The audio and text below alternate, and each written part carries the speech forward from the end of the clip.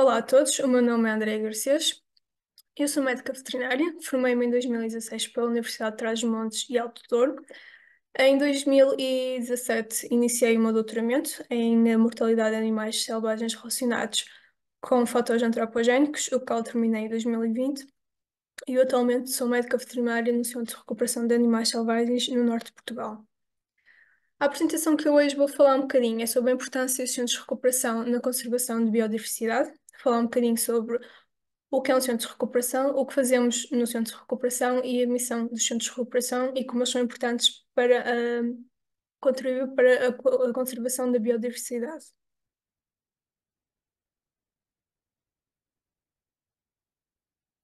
Relativamente ao que é um centro de reabilitação, segundo o Conselho Internacional de Reabilitação de Vida Selvagem, é definida como os tratamentos e cuidados temporários de todos os animais feridos, doentes ou deslocados da fauna daquela região e a sua consequente libertação, enquanto animais saudáveis no seu habitat natural. Um centro de recuperação é, com base, um hospital. É um centro temporário onde os animais vão passar um curto período de tempo ou mais longo, dependendo do tipo de lesões ou do estado em que o animal se encontrar. Normalmente, neste centro, nós recebemos animais que estão doentes, que têm algumas doenças infecciosas, órfãos encontrados, animais que têm debilitados, principalmente animais migratórios, que por vezes, migrações muito longas, não têm acesso a alimento e ficam caquéticos e não conseguem continuar a sua migração. Todos esses animais nós recebemos e tentamos tratar, fazer a sua reabilitação no menos tempo possível e depois voltar a reinseri-los no seu habitat natural. De preferência sempre na zona onde foram encontrados, principalmente no caso, por exemplo, de texugos, é muito importante, porque texugos são espécies bastante territoriais e têm famílias, e é preciso devolvê-los nessa área. Ou no caso de espécies migratórias, tentar libertá-los na altura da sua migração ou quando eles estão na nossa região. E não tentar, por exemplo, no caso de espécies, temos várias espécies migratórias para a África, quando os libertamos, não libertá-los durante o inverno, quando o resto da população está em África. Estes animais normalmente são encontrados, podem ser encontrados por particulares enquanto estão a passear durante as férias, ou o caminho de casa, ou nos seus quintais, e podem ser entregues por essas populações diretamente aos centros de recuperação. Ou então nós temos autoridades específicas para ir recolher esses animais. No caso de Portugal, é o CEPNA, que é responsável por fazer a recolha desses animais e vir entregá-los ao centro de recuperação. E mesmo no caso de cadáveres, são eles responsáveis por ir recolhê-los. Relativamente às instituições que podem ter animais selvagens, temos algumas diferenças. Os centros de recuperação é todos aqueles lugares cujo seu objetivo é tratar os animais e libertá-los no menos tempo possível, com o menos impacto possível de stress para estes animais, e normalmente eles só passam um período bastante curto, ou menor que um ano, tenta-se, e são libertados novamente na natureza. No caso de santuários, em Portugal não existem muitos santuários de vida selvagem, existem mais em outros países, principalmente mais países no zona do Equador e Sul, Hemisfério Sul, por exemplo, o Brasil, e partes da Ásia ou Áfricas, que são áreas que são dedicadas à proteção de espécies. Normalmente são animais que não podem ser novamente libertados na natureza porque não iriam sobreviver, mas que ainda são animais que são saudáveis e que geneticamente são importantes para a população e normalmente ficam nesses santuários. Em Portugal não temos muitos para animais selvagens, temos mais principalmente para animais domésticos, por exemplo, cavalos, ou então raças autóctones como o burro mirandês. Os zoos são também bastante importantes para a conservação. No caso dos zoos, normalmente os animais que existem no zoo não têm como objetivo serem libertados e eles fazem parte da coleção zoológica. Servem para a educação do público, principalmente na parte das crianças e a população terem contacto com aqueles animais, de conhecerem os animais, de saberem que eles existem e vê-los. E também servem como forma de alertar a população sobre a parte das espécies ameaçadas, da caça, do comércio ilegal, e podem ser utilizados esses animais que não podem ser libertados para fazer reprodução assistida, para depois mais tarde as suas crias serem libertadas na natureza para ajudar a aumentar a populações em selvagens que se encontram ameaçadas. Em relação às funções de um CRAS, o CRAS tem diversas funções. O seu principal objetivo é a hospitalização, reabilitação e a libertação dos animais. Todos os animais são libertados quando é possível, quando eles já não se encontram doentes ou já não têm ferimentos, recuperaram totalmente, não têm qualquer problema a nível de visão, a nível de voo, a nível de membros e conseguem caçar. E isso que é indicativo que estes animais já estão prontos para serem libertados na natureza. Permite fazer estudos sobre as populações e as suas principais ameaças sobre as causas da admissão. Por exemplo, os estudos feitos em Espanha permitiram identificar qual eram as zonas em que era mais propícia a eletrocução de animais. Isso permitiu, ao identificar estas zonas, melhorar essa zona, essas redes elétricas, e o número de animais eletrocutados diminuiu drasticamente após estas medidas. A investigação sobre os animais, as espécies em si, porque muitas vezes não é fácil ter acesso a estes animais, mesmo quando se fazem estudos. Por isso, ter estes animais, mesmo que seja por um breve período de tempo em cativeiro, ou animais que eventualmente acabam por morrer, pode-nos fornecer muita informação. A nível genético, a nível anatómico, fisiológico, a nível da população, doenças que são portadores, micro-organismos, tudo isto é uma informação bastante valiosa. A nível de projetos de conservação, permite fazer um estudo da população através da anilhagem dos animais. Todos os animais que passam nos centros são anilhados. Ou no caso dos animais que não podem ser devolvidos à natureza, infelizmente, porque ou não conseguem voar totalmente, ou não aguentam muito tempo a voar, são cegos de um olho, têm falta dos membros mais curtos, que são animais, no fundo, saudáveis e que têm boa genética, mas que, se forem libertados na natureza, infelizmente, vão ser mais lentos e podem acabar por morrer. Estes animais podem ser usados, por exemplo, para projetos de reprodução, para que mais tarde as suas crias sejam libertadas na natureza e aumentem o pool genético da população de selvagens. Abrigo e recepção de animais selvagens. Nem sempre os animais estão doentes quando são entregues no centro de recuperação. Pode acontecer de terem sido apanhados dentro de casa, no caso dos morcegos acontece bastante, corujas que caíram dentro das chaminés e ficaram presas, ou em caso de órfãos, que, principalmente no caso das aves de rapina noturnas, que tentam fazer os seus primeiros voos quando começam a ter as penas, acabam por cair no solo e as pessoas não sabem que estes animais só estão a tentar voar e acompanhar os pais e trazem esses animais que estão completamente saudáveis para o centro de recuperação. Nesse caso, nós tentamos que eles continuem a fazer o seu desenvolvimento, a mudança de penas, o início da caça, e depois acabamos por libertá-los quando eles já se tornam adultos nessa época. E a parte de educação ambiental, que é muito importante, principalmente no caso das crianças, ensinar a proteger a biodiversidade, a conhecer os animais, a saber como atuar quando encontrarem os animais feridos, o que devem fazer para diminuir os riscos de afetarem os animais, por exemplo, não deitar lixo fora, os plásticos, a poluição, tudo isso de forma a tentar com que as pessoas fiquem mais a conhecer a biodiversidade da sua região e do seu país. Existem alguns conhecimentos básicos, antes para quem quiser trabalhar no centro de recuperação. Claro que todos os centros de recuperação vão ser um bocadinho diferentes, não só dependendo dos países, porque cada país tem as suas regras, tem o seu tipo de centros de recuperações e maneiras diferentes de trabalhar com animais selvagens. Também são animais diferentes. Trabalhar com animais selvagens na Europa é totalmente diferente de trabalhar com os animais que existem em África ou no Brasil. Há animais que são muito difíceis de trabalhar, principalmente quando são animais de grande porte ou animais venenosos. A nível de algumas coisas são básicas para todos. É preciso ter um conhecimento, pelo menos um conhecimento básico acerca da fauna daquela região. É importante saber o que é endémico daquele país ou não. Dependendo depois um bocadinho das leis que existem em cada país, algumas leis são mais estritas do que outras. No caso de espécies exóticas, muitos países dizem que é preciso eliminar essas espécies exóticas, essas espécies invasoras, por isso é preciso saber distingui-las e distinguir os híbridos. Saber um bocadinho sobre diferenças de idades, se são crias, se são adultos, principalmente nas aves, as penas dão-nos essa informação, porque normalmente também temos tratamentos diferentes para crias e adultos, alimentações diferentes, por isso é preciso saber um bocadinho sobre a idade e saber reconhecer o sexo machos ou fêmeas. Ou que às vezes nem sempre é possível, principalmente no caso das aves, mas normalmente essas situações não interessam muito. Saber um bocadinho sobre a história natural e comportamento destes animais, saber se são animais noturnos, diurnos, também para o tipo de alojamento que nós temos para estes animais, se eles gostam de se esconder em tocas. qual o tipo de alimentação que eles têm, se são carnívoros, se são omnívoros, se eles gostam de estar na água, no caso das aves aquáticas, saber um bocadinho sobre estes animais, ou se eles vivem em grupo ou não, se podemos misturar indivíduos diferentes de uma determinada espécie, ou são animais que gostam de viver isolados e que se podem atacar. Tudo isso é importante saber.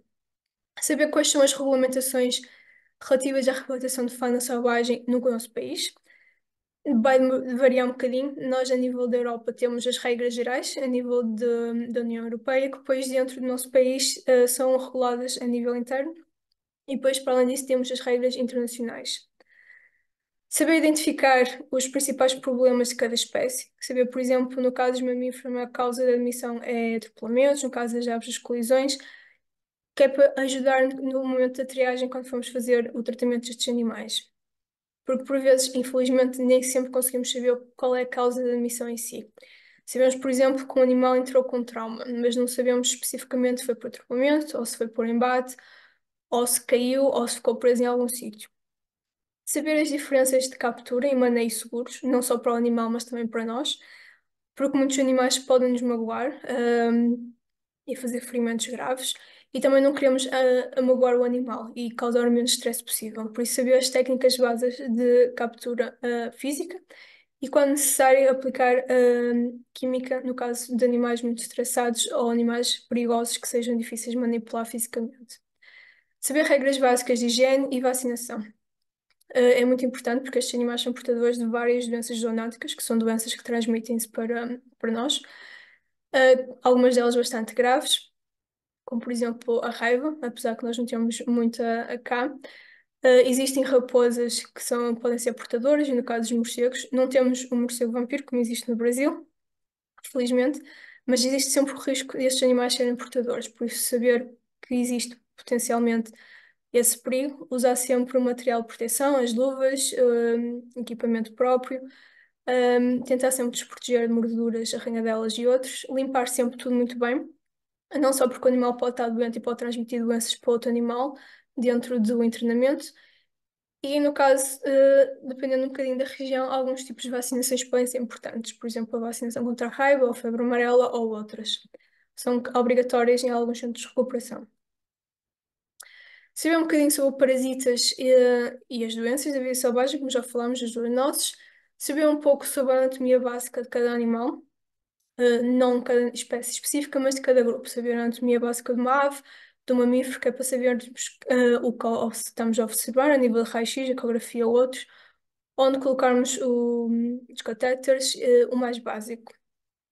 A nível de nutrição, saber o que é que aqueles animais é a sua necessidade dietética básica, saber o que é que eles comem, quanta quantidade eles precisam por dia e tentar fornecer o mais perto possível que conseguirmos. Nem sempre é possível, por exemplo, no caso do leite para as crias de mamífero, utilizamos sempre, não temos acesso à fórmula de leite daquela espécie específica e é quase impossível conseguirmos obter essa formulação, mas tentar arranjar suplementos que sejam o mais próximo possível.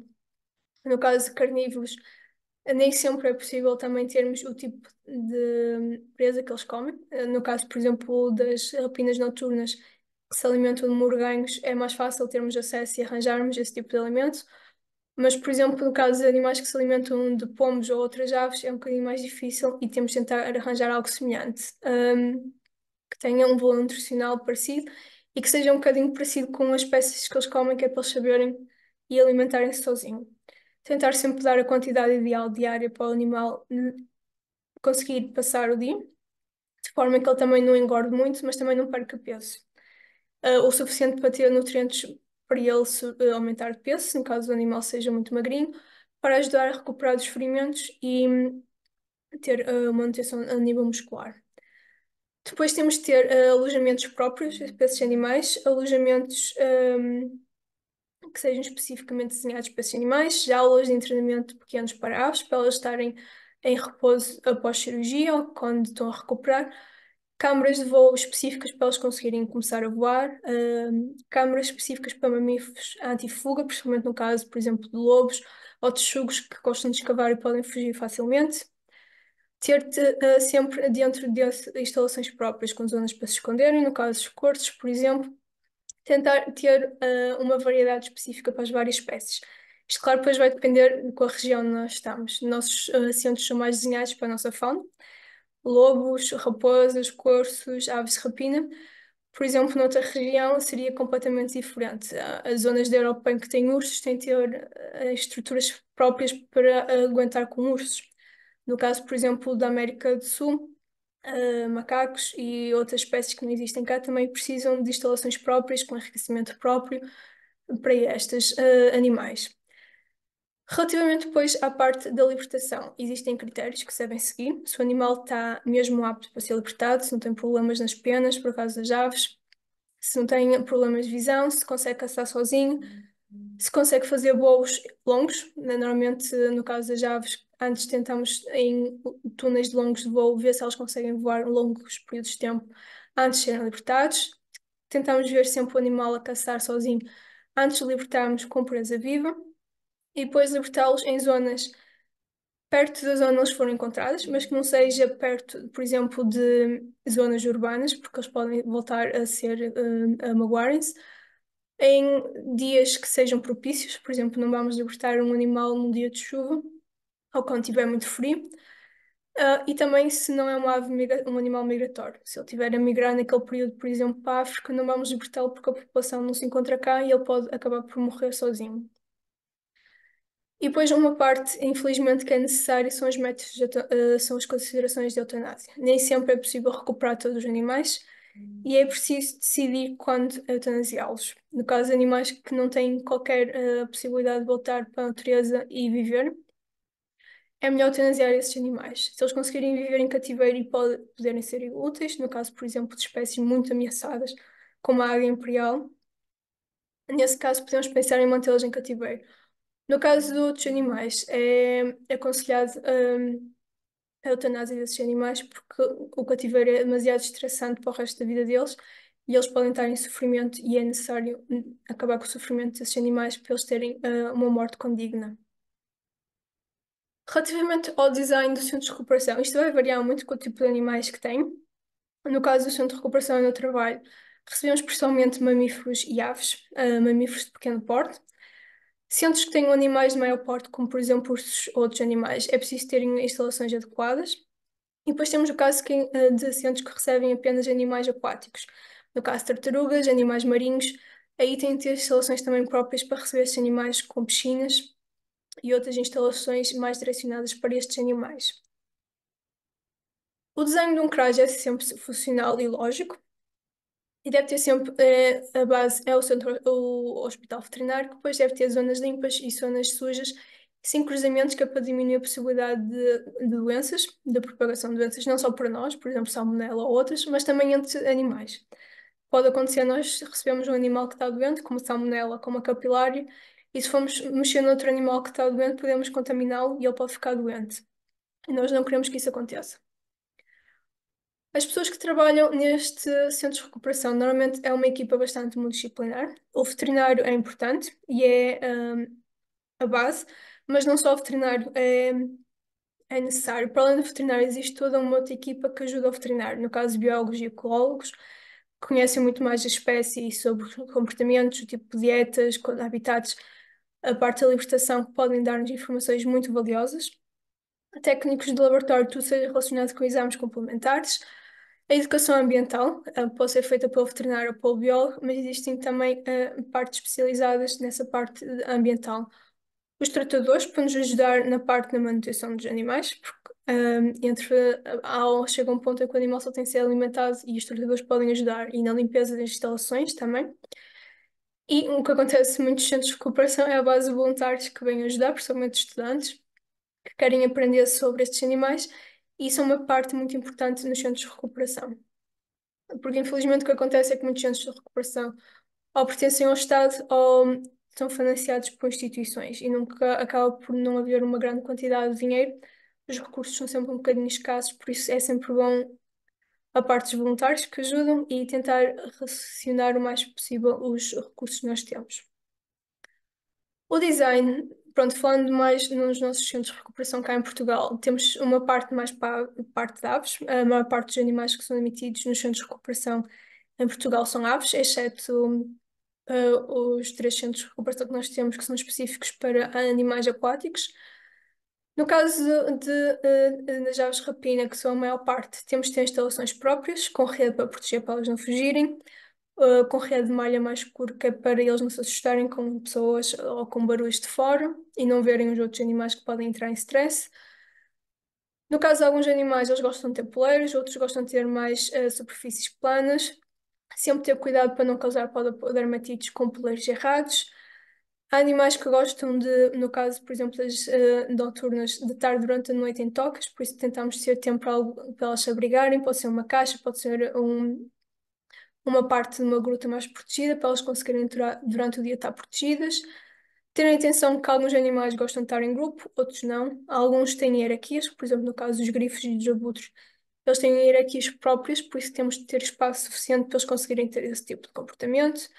E ter sempre no seu interior algo para eles se esconderem, ter algumas folhagens, arbustos, que para eles se conseguirem proteger e não entrarem tanto em stress quando nós vamos entrar em contacto com eles.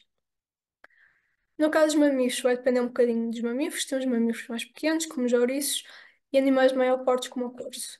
Ter sempre áreas para eles se esconderem, o tamanho vai depender um bocadinho do tamanho do animal, com zonas de enriquecimento, com plantas ou arbustos, que é sempre bom para eles. Répteis e anfíbios, infelizmente são raros cá em Portugal. Temos algumas espécies endémicas de tartarugas e camaleão. Não são muito comuns, mas é importante também ter algo para eles quando eles são admitidos. Ter algo com água, com um substrato próprio, lâmpadas de UV de aquecimento próprias para estas espécies, que elas são bastante sensíveis à temperatura e à presença de luz, com níveis de umidade próprios, quando eles vêm.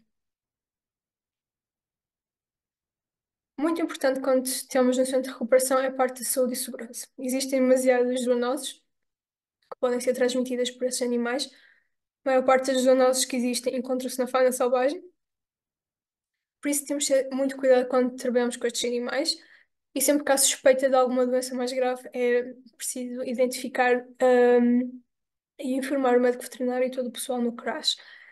Ter sempre atenção ao contacto direto por causa das pulgas, das infecções fúngicas, com as fezes, sangue, urina, os aerossóis respiratórios, com as mordidas e as arranhadelas. Tentar sempre usar material de proteção para diminuir essa possibilidade de transmissão. E sempre que manipulamos o animal, tentar limpar, lavar muito bem as mãos. E a roupa que nós lhe damos nunca é a roupa que vai para casa. Relativamente às doenças zoonóticas, existem listas e listas destes agentes. Aqui só tenho uma pequenina amostra de alguns agentes de algumas doenças zoonóticas, qual é o agente principal e como se pode entrar em contacto. Por exemplo, um exemplo que nós temos aqui é a dermatofitose, que é a presença de fungos dérmicos. Estes dermatófitos podem ser causados por vários agentes, microsporum, tricofiro e lepidofito. Também existem em espécies domésticas, como o cão e o gato. Normalmente acontece por contacto direto no pelo do animal. Afetam principalmente mamíferos quando tocamos naqueles anéis de zonas de pelado da alopécia que contêm o fungo ou entrar em contacto, somos contaminados. Coelhos, roedores, texugos, raposas têm muitas vezes este tipo de agentes. É facilmente transmitível e normalmente é tratável, neste caso, com tratamento adequado, antifúngico, que normalmente conseguimos alimentar e eliminar facilmente. É um bocado incomodativo devido à comichão e à inflamação que causa.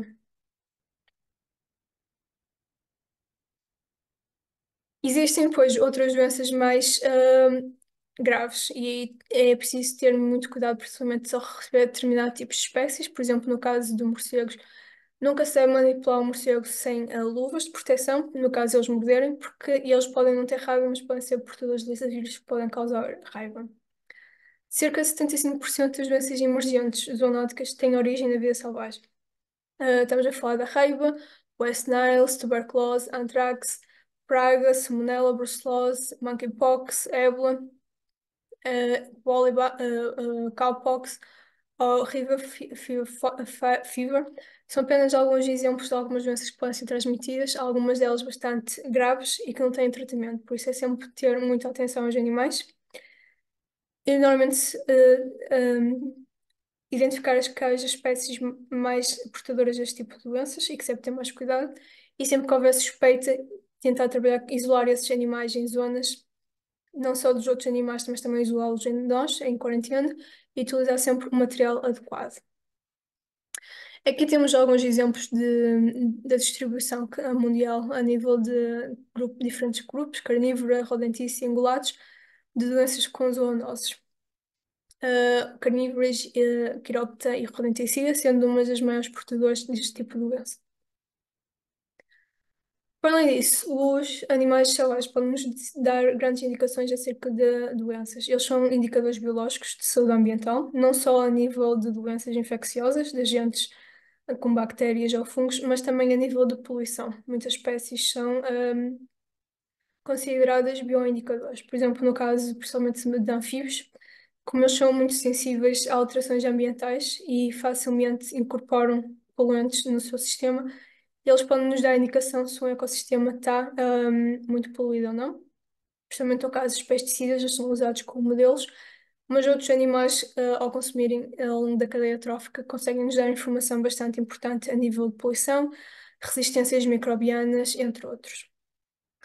Esta informação é importante ser recolhida de forma sistemática nos centros de recuperação e ser fornecidas a redes nacionais de vida selvagem ou internacionais, por exemplo, Wildlife Disease Association nos Estados Unidos, European Wildlife Disease Association na Europa, ou a Organização Mundial de Saúde Animal, porque pode-nos dar informação importante sobre outbreaks de doença e como é que as doenças estão-se a manifestar, se estão a saltar de espécie a espécie ou se estão a afetar populações diferentes. Mesmo que seja um único caso, é importante. Por vezes, infelizmente, não temos acesso a muitos animais, por isso, às vezes, só reportarmos um caso pode ser importante para o próximo colega que vir um animal da mesma espécie, mais facilmente identificar aquela patologia, ou sabemos que aquela doença em específico afeta não só aqueles animais, mas também pode afetar outras populações diferentes. Por isso, é sempre importante recolher informação e partilhar essa informação com os colegas e com a população e com o resto da comunidade científica. Relativamente à legislação, aqui a legislação vai variar um bocadinho consoante o país, mas há a legislação que é a mesma para todos, nos diferentes países e continentes. É o caso do CITES, que é a Convenção Internacional de Espécies Ameaçadas de Fauna e Flora. Todos nós temos a seguir estes CITES, não só no caso dos animais selvagens, mas também naqueles pets exóticos que hoje em dia muitas pessoas têm, e é importante sabermos esta informação. Este acordo internacional entre governos é relativo ao comércio internacional de espécies, animais e plantas, desde que tal não constitua uma sobrevivência para esta espécie. No caso de espécies muito ameaçadas, em que não é permitido sequer o comércio desses animais e nem sequer a distribuição, como temos o caso do panda ou da arara azul, são espécies que nem sequer é permitido e que se encontram nos apêndices mais altos. As espécies do apêndice 1 são espécies em período de extinção, em que o seu comércio é totalmente proibido a nível internacional e destas espécies, excepto, por exemplo, se encontrarem em zoos ou para caso de reprodução destas espécies para mais tarde se libertarem da natureza.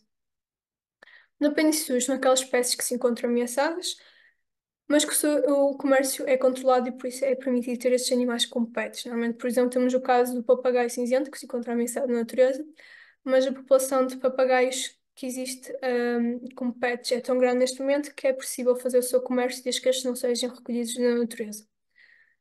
E a apêndice 3 são espécies autorizadas para o comércio internacional sem a apresentação de autorização e certificados apropriados, como por exemplo o caso de canários, que são espécies comuns, quase domésticas, em que é permitido ter esta ave sem ter sequer autorização específica, porque eles são tão comuns. A educação no CRAS é importante, temos todos sempre esta componente educativa com a população, porque é a população que vai acabar por nos ajudar, porque eles vão encontrar os animais e são eles que nos vão trazer os animais, por isso é sempre bom estar em contacto com as populações. Principalmente no caso de animais de espécies vulneráveis, por exemplo, entrar em contacto com agricultores, com quem tem quintas, que é para ajudar a proteger estes animais. É sempre importante porque muitas vezes eles se conhecem e quando nós nos falamos, eles ficam interessados e tentam também eles ter um papel ativo na proteção destes animais.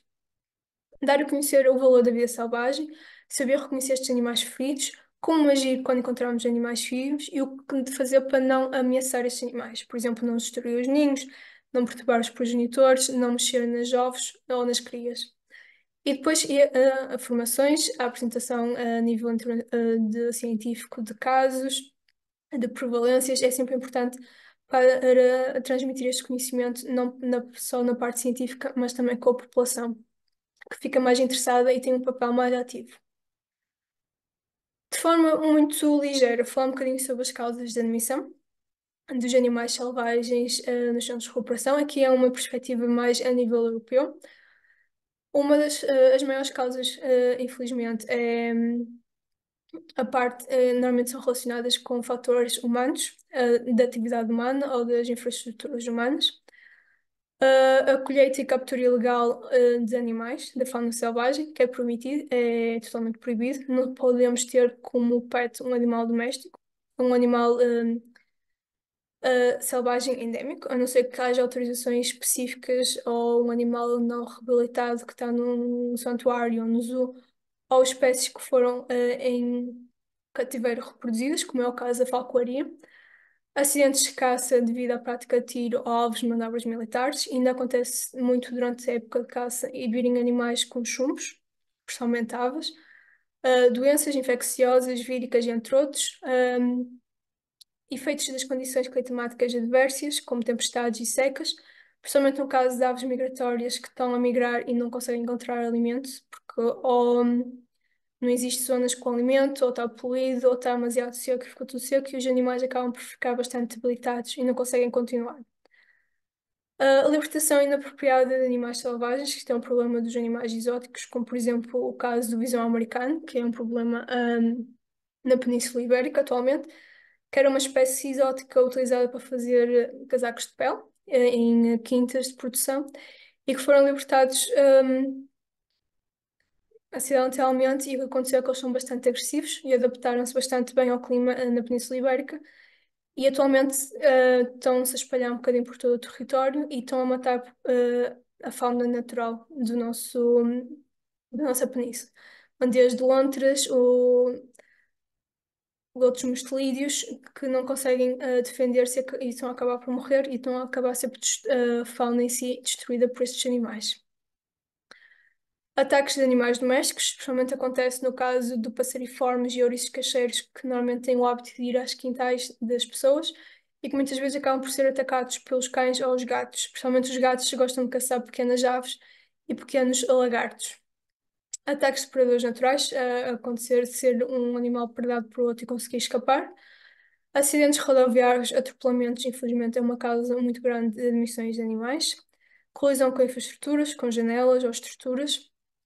O envenenamento por acidente ou com intenção. Queimaduras ou choques elétricos por eletrocução. Doações de animais de estimação, que principalmente isto acontece no caso de cágados, das traquemis, que quando crescem, uma parte das pessoas acaba por entregá-lo porque não tem espaço para tê-los. Animais nascidos em cativeiro, ou nascidos em cativeiro porque alguém os recolheu da natureza, ou então animais de programas de reprodução, e o caso de órfãos. Aqui temos alguns exemplos de alguns casos de admissões de animais. Temos o caso de órgãos com de órfãos com uma coruja, uma tito-alvo, uma coruja das torres. Traumatismo causado diretamente, infelizmente, no caso dos répteis ainda acontece nas cobras. Tentar matar a cobra ao paulado, como temos aqui, que acaba por causar ferimentos graves. Fraturas devido a embates. Animais que foram mantidos em cativeiro durante um longo período de tempo e acabam por ter lesões associadas a esse cativeiro, como problemas nutricionais, alterações no plastro, neste caso esta tartaruga, que teve em zonas que não era própria para ela, em chãos de cimento, órfãos de mamíferos ou animais que foram atropelados, como é o caso deste corso. Num estudo realizado em que foi observada qual a prevalência de causas de mortalidade, podemos ver que existe uma grande prevalência de aves e mamíferos. a nível de admissões nos centros de recuperação. Répteis e anfíbios são uma pequena parte. Relativamente às causas, a maior parte das causas é relacionadas com trauma, desde embates, colisões, tiros, sendo a parte não traumática muito mais baixa em relação à parte do trauma. E relativamente a causas de admissão destes animais, em 130 trabalhos que foram incluídos nesta revisão, só sobre animais endémicos da Europa, foi possível ver que a parte traumática era muito grande, principalmente a nível de colisões, sendo a principal causa colisões com veículos, não só em mamíferos, mas também em aves. Depois, a nível de outros, como doenças infecciosas, desnutrições, envenenamentos, é uma pequena parte quando comparado com este trauma. Muito obrigada, espero que tenham gostado. Qualquer questão, podem contatar-me através do e-mail que está presente aqui neste final, no último slide. Qualquer dúvida que tenham. Mais uma vez, obrigada e muito obrigada pelo convite para estar presente neste congresso.